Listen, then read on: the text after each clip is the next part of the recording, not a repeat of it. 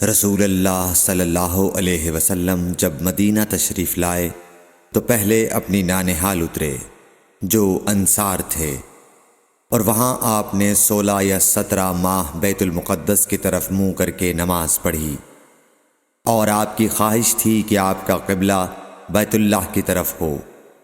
جب بیت اللہ کی طرف نماز پڑھنے کا حکم ہو گیا تو سب سے پہلی نماز جو آپ نے بیت اللہ کی طرف پڑھی عصر کی نماز تھی۔ وہاں آپ صلی اللہ علیہ وسلم کے ساتھ لوگوں نے بھی نماز پڑھی۔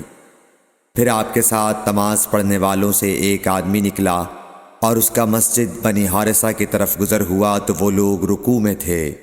وہ بولا کہ میں اللہ کی گواہی دیتا ہوں کہ میں نے رسول اللہ صلی اللہ علیہ وسلم کے ساتھ مکے کی طرف منہ کر کے نماز پڑھی ہے۔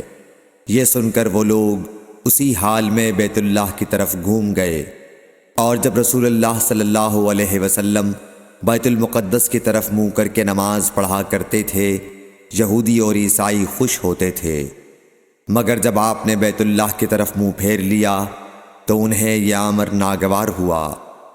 زہیر ایک راوی کہتے ہیں کہ ہم سے ابو اسحاق نے برا سے یہ حدیث بھی نقل کی ہے کہ قبلہ کی تبدیلی سے پہلے کچھ مسلمان انتقال کر چکے تھے، تو ہمیں یہ معلوم نہ ہو سکا کہ ان کی نمازوں کے بارے میں کیا کہیں۔